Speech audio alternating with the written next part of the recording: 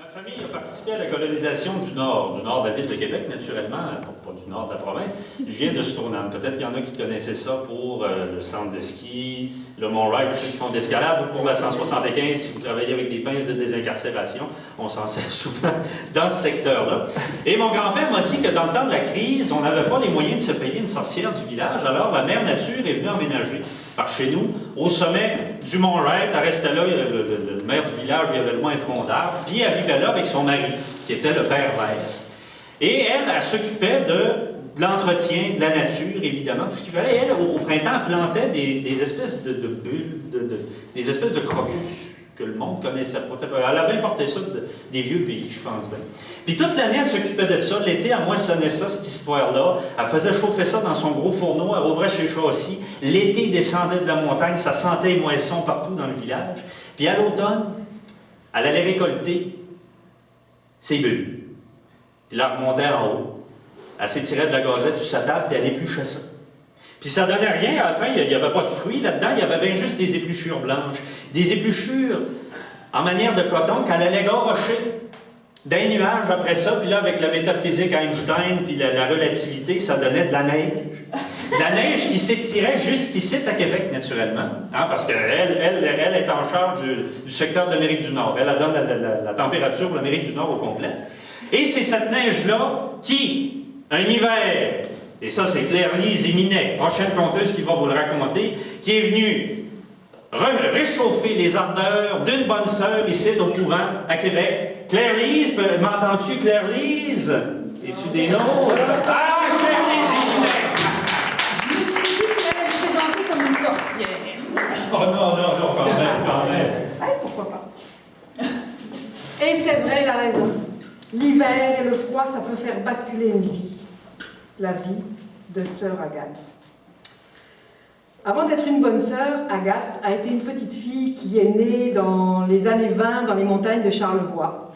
Une grande famille, 18 enfants, fait que le service des autres, Agathe, elle savait ce que c'était. Elle a grandi un peu naïve, un peu innocente.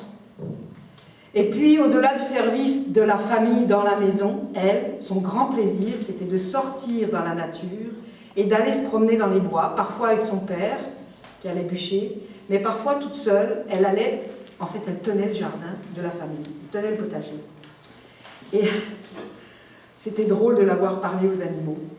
Elle était capable de déterrer les vers de terre au moment du printemps, quand il fallait retourner la terre, et de leur parler, presque de s'excuser, de les mettre de côté dans une boîte pour les donner à ses frères qui allaient aller à la pêche. Sa mère l'avait retrouvée, elle avait 5 ans, et elle parlait aux chevreuils. Naturellement, les écureuils étaient tous ses amis. Enfin, c'était vraiment la petite fille de la campagne, innocente et naïve. Et puis, grandissant, elle a arrêté l'école assez tôt, elle était toujours un peu fourrée dans les surplis du curé parce qu'elle rêvait de servir la messe. Mais vous pensez bien que dans les années 30, c'était hors de question qu'une fille a servi la messe. Mais par contre, elle avait découvert un livre de contes incroyable dans la Bible. C'était son livre de chevet. Pour elle, c'était l'épopée de Gilgamesh que de lire les aventures d'Abraham, de Moïse, les fricotages entre Ruth et Boaz. Elle adorait ça. Aussi, finalement, ses parents n'ont pas été tellement surpris quand, à 17 ans, elle leur a annoncé qu'elle voulait rentrer au couvent. Les parents étaient assez contents parce que finalement, avoir une fille religieuse ou un fils prêtre, les familles étaient contentes de ça. Mais quand même, sa mère, elle connaissait son Agathe, elle lui dit « Agathe, as-tu bien réfléchi? Ce sera terminé, là, aller dans les bois, parler aux chevreuils. Il n'y a pas de chevreuils chez les Augustines, là, à Québec. » Mais, mère, elles ont un grand parc. Dans le grand parc, je vais continuer à fréquenter mes amis les écureuils. Puis il y a les oiseaux du ciel. Non, mère, j'ai bien réfléchi. Mais Agathe, le jardin, qu'est-ce que tu vas faire? Oh, mère, elles ont un potager immense. J'ai réfléchi, c'est moi qui vais m'en occuper. Bon, elle avait bien réfléchi, le curé lui avait tout expliqué, les sœurs cloîtrées, à ce moment-là, les Augustines étaient encore cloîtrées, elle part au couvent, elle s'installe là, et puis effectivement, on lui confie le potager, et elle continue à bavarder avec les vers de terre. Puis au bout de 20 ans de présence au couvent, au fur et à mesure des années, la mère supérieure, elles ne sont pas toujours compréhensives, ces mères supérieures, elle avait décidé que c'était fini le potager pour Agathe, et sœur Agathe était devenue sœur portière. Donc elle était dans sa petite case à l'entrée, et à chaque coup frappé à la porte, elle ouvrait le Judas et elle regardait qui était là, et évidemment elle ouvrait la porte quand c'était quelqu'un de sensé. Si c'était un plaisantin, elle l'ouvrait pas. Ça faisait déjà peut-être 10 ans qu'elle était portière. Elle aimait ça parce qu'en fait, Agathe, elle aimait parler. Elle aimait parler aux animaux, mais elle aimait parler aux gens aussi. Puis au bout de 20 ans, là, on était arrivé aux années 60. Elle en avait un peu marre, les vieilles religieuses. Elle les trouvait tartes, elle les trouvait un peu barbantes. C'était toujours la même chose qui se racontait.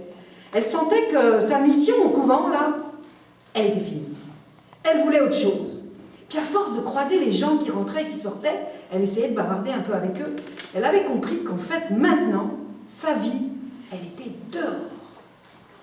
À tel point que des fois, on surprenait sœur Agathe, elle ouvrait le Judas gratuitement, juste pour regarder les gens qui passaient dehors. Puis dans les années 60, il y avait des choses à voir. Les jupes se raccourcissaient, les gars montaient les manches, puis finalement, c'était plutôt des marcelles qui portaient, donc c'était plaisant. Alors, notre sœur Agathe, elle commençait à rêver de s'en aller. Et un jour, ça l'a trop turlupiné. C'était le 15 août, c'était l'heure du repas. Toutes les vieilles sœurs, les moins vieilles, les jeunes, étaient toutes au réfectoire. Elle, comme elle était portière, elle mangeait toujours à part. Elle est allée sur l'autel de la Vierge, elle a décroché son gros trousseau de clés, elle l'a posé sur l'autel de la Vierge en lui disant « Tiens, je te les confie ». Et puis elle a enlevé son joli voile noir, qu'elle a plié soigneusement à côté. Elle a déposé sa guimpe, bien aplatie à côté. Et puis elle a enlevé sa robe et elle est partie.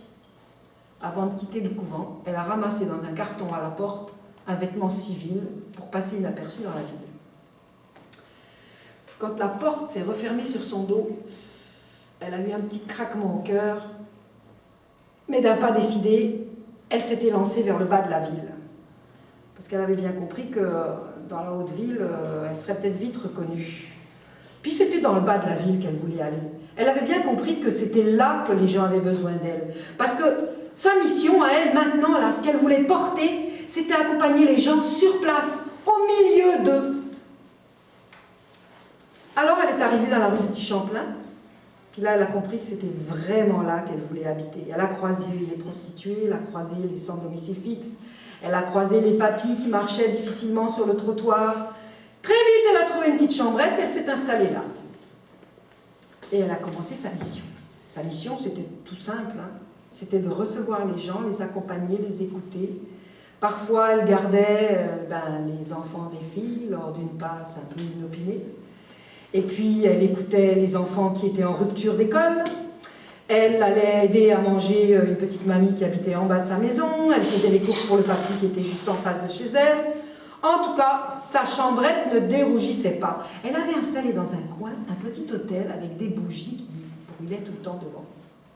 Et finalement, les gens venaient pour la chaleur de Agathe, mais ils venaient aussi pour la chaleur de son accueil et tout ça. Il l'avait baptisée, il ne savait pas d'où elle venait, hein, mais il l'avait baptisée notre grande sœur Agathe. Parce qu'elle était pour tout le monde pareille. Elle prenait les gens dans les bras, quand ils avaient besoin d'être cajolés, elle les prenait dans les bras, elle les berçait, elle les caressait, elle les écoutait, elle leur remontait le moral, elle était devenue indispensable à tout le quartier. Donc là, ma foi, l'automne se passe, et puis Agathe est la grande sœur de tout le monde. Et puis l'hiver arrive.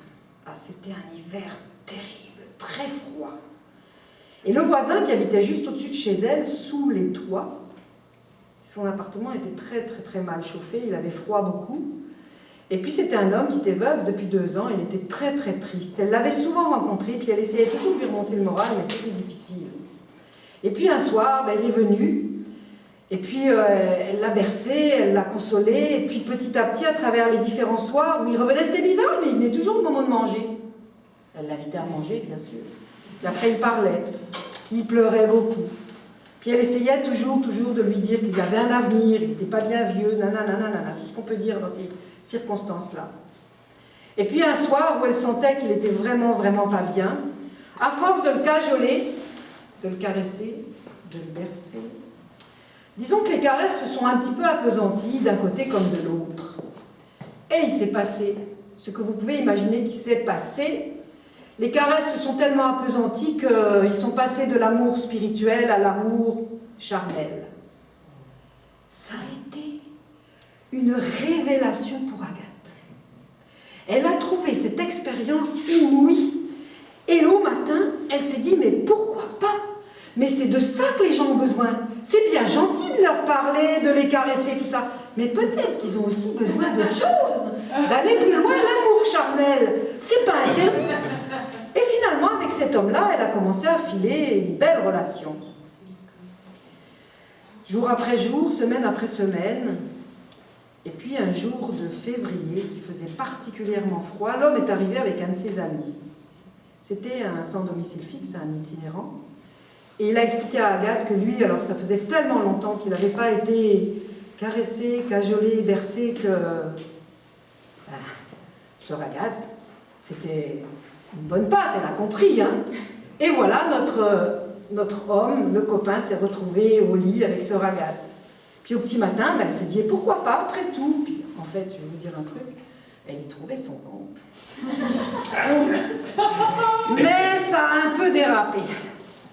C'est que jour après jour, il n'y a pas eu que son voisin et le sans domicile fixe. Il y en a eu d'autres. Et puis jour après jour, finalement, ça a été que des hommes qui ont visité Agathe. Et puis on l'appelait plus la bonne grande sœur Agathe, on l'appelait la bonne Agathe. Puis dans la bouche des hommes, ça voulait dire ce que ça voulait dire. Puis finalement, elle était tellement occupée à recevoir ces hommes qu'elle allumait même plus les petites bougies de son hôtel. Et les femmes ont commencé à déserter sa chambrette, et puis les enfants sont plus venus. Et puis Agathe, au printemps, quand la lumière est revenue, elle a compris qu'elle était perdue. Elle était devenue une fille perdue. Et là, elle avait tellement honte d'elle. Elle se demandait comment elle allait sortir de là, puis elle ne voyait pas de solution. Puis les jours ont passé, jour après jour, puis la visite des hommes, et puis c'était comme un enfer, une espèce de tourbillon d'enfer. Elle était prise avec. Puis elle ne savait pas qui demander conseil. Plus personne venait la voir. Alors un beau 15 août, ça faisait 1 an qu'elle était partie, qu'elle avait fui, parce qu'elle comprenait maintenant qu'elle avait fui. Elle avait la nostalgie de son couvent. Elle avait la nostalgie de ses bonnes sœurs. Oui, elles étaient parlantes, elles étaient plates, mais elles étaient bonnes. Elles étaient gentilles, elles étaient compréhensives. Un beau 15 août, Agathe, la bonne Agathe, ses pas l'ont portée vers le couvent. Elle a fermé la porte de sa petite chambrette. Puis quand la porte s'est refermée dans son dos, ça a été comme un soulagement. Et elle est montée jusqu'à son couvent. Et là, elle était remplie de honte. Mais elle s'est dit, quoi faire? Ma famille, elle est là maintenant. Elle a frappé à la porte avec la grosse poignée, là. Le Judas s'est ouvert, les yeux comme ça ont regardé Agathe, et la porte s'est ouverte. Et derrière la porte, il y avait la sœur portière. Eh bien, c'était Agathe. C'était la sœur Agathe elle-même. Agathe s'est regardée, elle a regardé l'autre, c'était elle. Et l'autre lui a dit, « Entrez, sœur Agathe. » Elle est rentrée, elle lui a pris la main. Elle l'a amenée jusqu'à l'autel de la Vierge. Elle lui a dit, « Prends, sœur Agathe, c'est à toi. » Agathe, elle en avait des frissons partout. Et le temps qu'elle mette ses clés, qu'elle mette son costume, la guimpe, le voile, la robe, la femme à côté d'elle, ses couleurs ont changé. Elle n'était plus en noir et blanc. Elle était en bleu. Et son visage était éclairé de l'intérieur. Et petit à petit, la femme s'est un peu écartée d'Agathe. Et en fait, elle a disparu. Et quand Agathe s'est retournée, elle n'était plus là. Alors, Agathe, avec son trousseau de clés qui faisait gling, gling, gling, gling, est retournée dans sa loge à la porte du couvent. Et elle a repris sa place, en vrai. Eh bien, vous allez me croire si vous voulez, mais dans le couvent, cette année-là, on n'a jamais su, personne, que sœur Agathe s'était absentée.